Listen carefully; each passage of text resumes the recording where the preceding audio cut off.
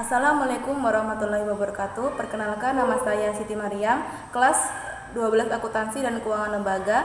Saya berasal dari sekolah SMK Negeri 4 Konawe Selatan, Kecamatan Nalembu, Kabupaten Konawe Selatan, Provinsi Sulawesi Tenggara. Sebagai tugas praktikum akuntansi perusahaan jasa, dagang, dan manufaktur, saya akan menjelaskan cara memasukkan daftar buku pembantu piutang dan daftar buku pembantu utang dari PT Jayatama. Untuk penjelasannya, kita bisa simak video berikut ini. Assalamualaikum warahmatullahi wabarakatuh. Pada kesempatan kali ini saya akan membahas tentang cara mengerjakan buku besar pembantu piutang dan buku besar pembantu utang, serta daftar kartu piutang dan utang, serta kartu persediaan barang dagang. Baiklah, untuk mempersingkat waktu langsung saja ya. Kita akan mengerjakan dari soal perusahaan PT Jayatama, yang dimana memiliki 4 customer dan supplier. Customernya antara lain ada toko Armida, toko Lavender, toko Marvelo, dan toko Berlan. Kemudian suppliernya terdiri dari PT Dirama dan PT Andara. Untuk kartu piutang, kita bisa mengambil sumber datanya dari jurnal penjualan atau sales jurnal, kemudian jurnal penerimaan kas atau kas receipt jurnal, dan jurnal umum atau general jurnal. Untuk yang pertama, kita akan mencoba mengisi buku besar pembantu piutang dari toko Armida. Pertama, kita akan mengisi saldo awal toko Armida dan masing-masing saldo customer. Kita bisa melihat saldonya di soalnya. Sekarang kita lihat untuk saldo awal piutang customer kita. Di sini yang pertama untuk toko Armida dengan daftar piutang dagangnya yaitu sebesar 249 sekian-sekian. Kemudian kita masukkan tahunnya 2021 dan tanggal 1 karena saldo awal, deskripsinya itu saldo atau saldo awal. Kemudian nominalnya kita simpan di balance bagian debit. Untuk piutang sendiri, saldo normalnya itu ada di sisi debit, sehingga nanti saldo-saldo piutang itu ada di sisi debit semua. Lalu kemudian untuk toko Lavender, kita melihat saldonya sejumlah 228 juta sekian-sekian. Pertama, kita akan mengisi tanggal, datanya 2021, kemudian tanggalnya 1, dan deskripsinya adalah saldo awal. Kita bisa simpan di bagian debit di kolom balance ya. Baiklah, kita akan ke Marvelo, toko Marvelo, di mana di sini ada piutangnya adalah 203 sekian-sekian. Kita menulis tanggal 1. Kemudian kita isi tahun 2021 Desember dan deskripsinya adalah saldo atau saldo awal ya. Kita masukkan di sisi debit. Dan yang terakhir kita akan memasukkan piutang dari toko brand yaitu sebesar 15.400.000. Yang kita pertama isi tahunnya 2021 tanggal 1 dan deskripsinya adalah saldo dengan nominal 15.400.000 di sisi debit. Setelah selesai mengisi masing-masing saldo awal, kita akan melihat di jurnal penjualan, penerimaan kas ataupun jurnal umum apakah ada transaksi munculnya piutang, pelunasan piutang ataupun retur. Baiklah, kita lanjut saja di toko Armida. Kita akan melihat transaksi di jurnal umum. Apakah ada toko Armida? Kita lihat. Ternyata ada tanggal 24. Tanggal 24 terjadi penjualan secara kredit yang dilakukan oleh toko Armida. Setelah itu kita masuk ke penerimaan kas, di mana ada pada tanggal 7 toko Armida melakukan pelunasan piutang. Setelah itu kita akan ke jurnal umum. Apakah ada retur pada toko Armida? Ternyata tidak ada retur untuk toko Armida. Untuk buku besar pembantu piutang toko Armida, kita akan memasukkan di jurnal penjualan itu pada tanggal 24. Kemudian penerimaan kas pada tanggal 7. Kita akan memasukkan dari tanggal yang terkecil yaitu pada tanggal 7 di penerimaan kas. Ini adalah pelunasan piutang. Jadi karena kita terfokuskan untuk kartu piutang, jadi kita akan fokus pada account receivable-nya. Kemudian kita masukkan nominalnya di buku besar pembantu piutang toko Armida pada data tanggalnya itu tanggal 7, kemudian deskripsinya adalah kas resep jurnal, refnya adalah RPJ, dan nominalnya kita simpan di karena akun receivable-nya itu ada di kredit, maka kita akan memasukkannya di bagian kredit juga. Selanjutnya kita akan masuk di kolom saldo atau balance, dimana jika debit bertemu kredit itu akan mengurang karena nominal toko Armida ini sama, sehingga per tanggal 7 atas piutang toko Armida sudah lunas atau habis. Kemudian kita akan masuk ke sales jurnal, yang kita masukkan adalah pada tanggal 24 tadi. Di sini akun receivable-nya ada di bagian debit. Kemudian kita masukkan di sini di tanggalnya tanggal 24, kemudian sales jurnal, SJ, refnya, kemudian kita simpan di bagian debit karena tadi di sisi debit. Jadi otomatis untuk tanggal 24 merupakan saldo terakhir untuk toko Armida sebagai piutangnya. Setelah itu kita akan menurunkan sebagai saldo akhir piutang atas nama toko Armida. Toko Armida sudah selesai, sekarang kita akan lanjut ke toko Lavender. Kita akan mencari di ketiga jurnal tersebut apakah ada transaksi yang bersangkutan dengan toko Lavender. Ternyata di sales jurnal ada pada tanggal 6. Lalu kemudian kita cek di penerimaan kas. Ternyata ada pada tanggal 13 dan tanggal 28. Setelah itu kita akan masuk ke jurnal umum. Apakah ada Lavender? Ternyata ada retur pada tanggal 8. Sehingga transaksi yang masuk untuk buku besar yaitu di sales jurnal pada tanggal 6, kemudian penerimaan kas pada tanggal 13 dan tanggal 28, dan jurnal umum ada pada tanggal 8. Kemudian kita akan masukkan dari tanggal yang terkecil. Kita akan menulis pada tanggalnya yaitu tanggal 6, kemudian sales jurnal, kemudian SJ. Di sales jurnal posisi akun receivable-nya ada di sisi debit dan nominalnya pun kita akan masukkan di sisi debit. Lalu kita masuk di kolom balance. Sebelumnya ada nominal di saldo debit di bagian balance dan ada juga di posting dari sales jurnal. Karena debit bertemu debit itu ditambah, sehingga hasilnya akan ada di balance, di kolom balance di bagian debit. Kemudian kita akan memasukkan tanggal berikutnya yaitu tanggal 8. Ya, di sini terjadi retur. Jadi akun receivable-nya itu berada di sisi kredit sebesar 15.400.000. Kita masukkan pada tanggal 8, kemudian general jurnal, refnya, kemudian nominalnya kita simpan di bagian kredit karena di jurnal umum itu berada di sisi kredit, yaitu sebesar 15.400.000. Kita simpan 15.400.000 di sisi kredit.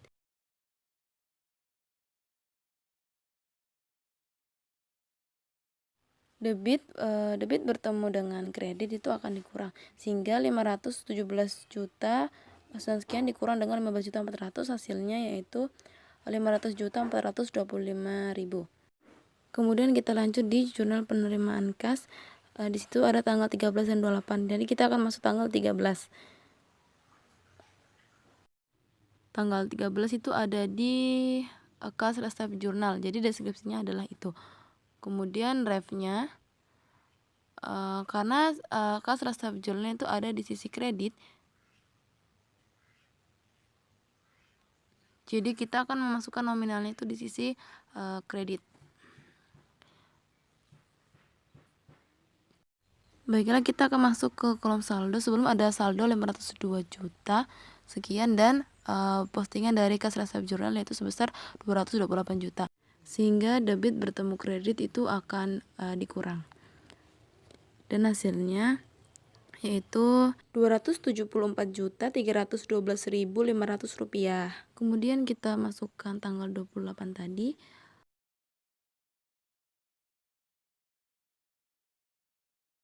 Oke, tanggalnya kita tulis 28. Kemudian keterangannya itu kas resep jurnal, refnya, Kemudian nominalnya itu sebesar 274.312.500 rupiah.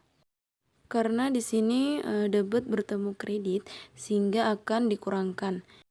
Jadi hasilnya adalah 0. Sehingga nanti saldo terakhir piutang toko Lavender adalah hasilnya 0. Kita lanjut ke toko Marvelo. Kita akan melihat transaksi apa saja yang berkaitan dengan toko Marvelo. Pertama kita akan masuk ke jurnal penjualan, di mana toko Marvelo itu pada tanggal 15. Kemudian di penerimaan kas itu pada tanggal 14. Kemudian di jurnal umum itu tidak ada. Jadi hanya ada di jurnal penjualan dan jurnal penerimaan kas. Sekarang kita masukkan dari mulai tanggal yang terkecil, yaitu di kas resep jurnal pada tanggal 14.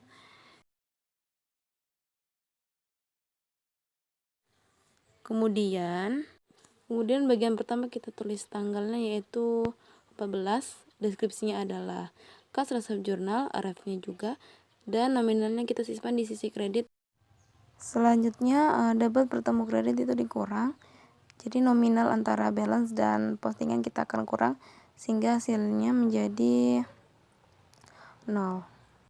Selanjutnya kita masuk ke sales jurnal yaitu pada tanggal 15. Date-nya 15, kemudian deskripsinya itu sales jurnal, RF-nya, nominalnya kita simpan di sisi debit karena di sales jurnal account receivable-nya itu berada di sisi debit.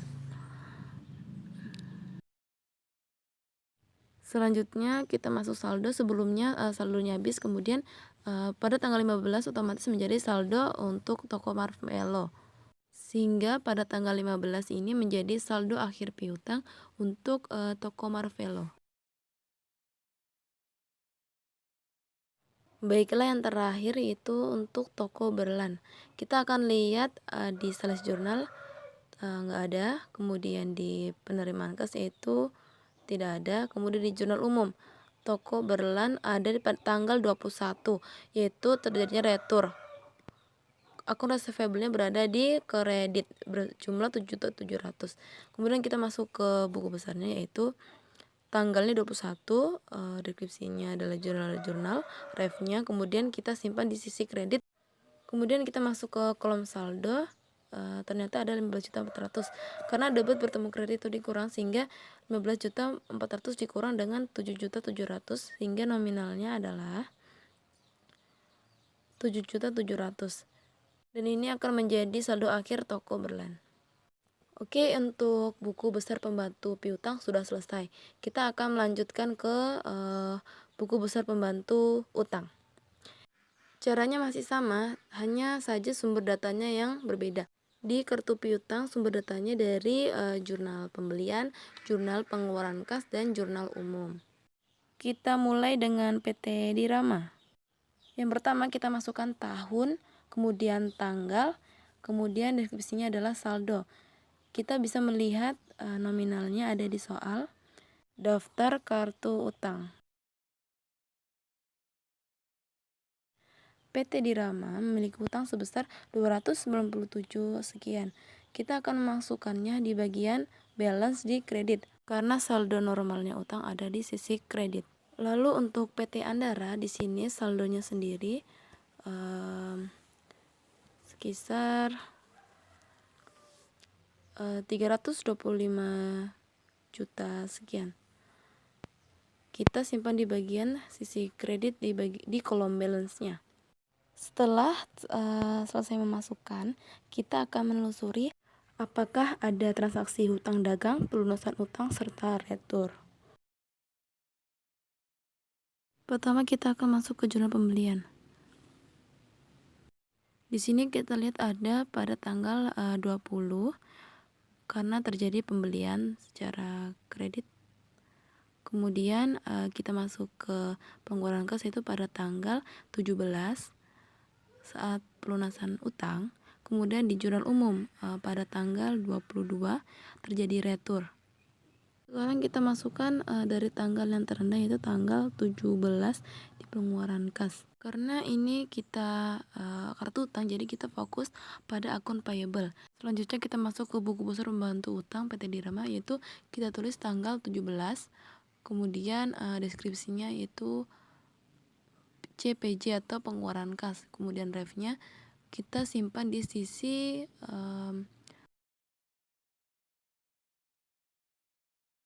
ini ada di sisi debit akun payable-nya. Kemudian kita masukkan di buku pembantunya di sisi debit. Kita masuk ke saldo karena kredit bertemu debit itu mengurang, jadi kita kurang sehingga hasilnya adalah 0. Lalu kita masukkan untuk tanggal 20, yaitu di purchase journal. Kita tulis tanggalnya yaitu 20, deskripsinya adalah purchase journal, kemudian refnya adalah PJ. Kita lihat akun payable-nya, yaitu purchase journal ada di sisi kredit. Jadi nominalnya kita simpan di sisi kredit. Kita masuk ke saldo, karena tadi saldonya habis, jadi otomatis tanggal 20 menjadi saldo PT Dirama. Kemudian kita masuk ke jurnal umum pada tanggal 22, yaitu akun payable-nya berada di sisi debit. Kita masukkan tanggal 22, kemudian deskripsinya adalah jurnal umum. Refnya kemudian nominal simpan di sisi debit. Karena tadi ada di sisi debit di jurnal umum. Kemudian kita kurang dengan saldo di balance karena kredit bertemu dan debit, sehingga hasilnya adalah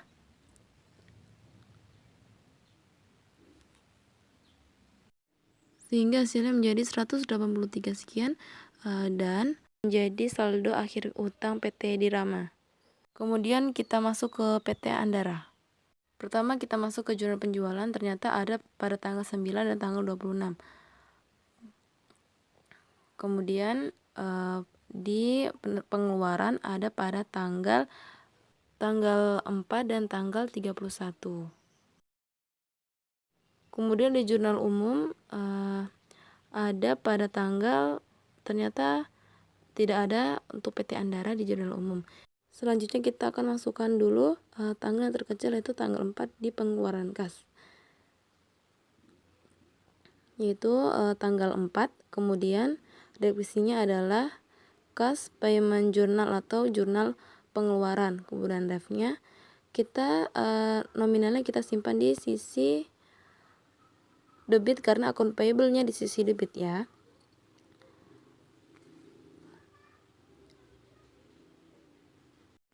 Karena kredit bertemu dengan debit sehingga hasilnya kita kurang dan hasilnya menjadi 0. Lalu kita masukkan yang di purchase journal, yaitu pada tanggal 9, yaitu akun payable-nya berada di sisi kredit. Masukkan tanggal 9, kemudian keterangannya purchase journal, refnya, dan nominalnya simpan di bagian sisi kredit, sehingga otomatis pada tanggal 9 menjadi saldo untuk PT Andar. Kemudian kita masuk untuk tanggal yang tanggal 31, yaitu ada di kas payment journal ya. Terus kita simpan di sisi debit.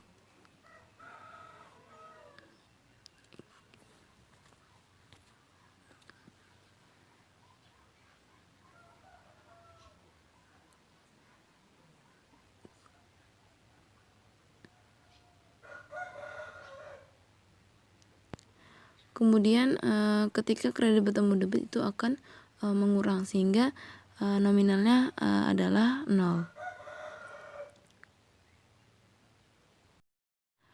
Dan ini akan menjadi saldo akhir hutang untuk PT Andara. Baiklah, maka selesai kita membuat buku besar pembantu piutang dan utang. Selanjutnya kita akan membuat daftar saldo kartu piutang dan daftar saldo kartu utang serta persediaan barang dagang. Caranya mudah, kita hanya perlu mengambil saldo akhirnya. Pertama adalah toko Armida memiliki saldo akhir piutangnya yaitu 289 juta. Kita simpan di kolom balance. Kemudian toko Lavender. Toko Lavender sudah lunas. Kemudian Marshmallow.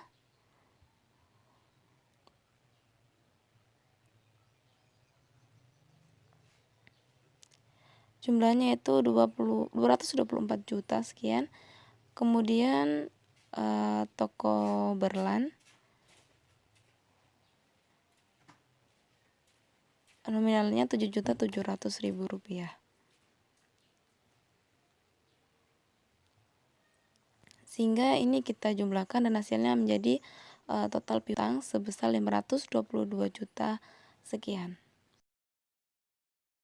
Untuk daftar kartu utang kita bisa melihatnya di PT Andara, nominalnya adalah 183 juta sekian. Kita simpan di bagian kolom balance. Kemudian PT Andara ternyata sudah lunas, sehingga total hutang yaitu 183.302.350 rupiah. Dan yang terakhir yaitu daftar persediaan. Kita bisa melihat dari daftar persediaan tipe 1 dan tipe 2 dari inventory cards atau persediaan barang dagang. Di sini kita lihat total akhir persediaan yaitu 194.660.492 rupiah. Kemudian kita simpan di kolom balance. Kemudian di tipe 2 kita masukkan persediaan akhir yaitu saldo akhirnya yaitu 270 sekian. Kemudian kita tambah dan hasilnya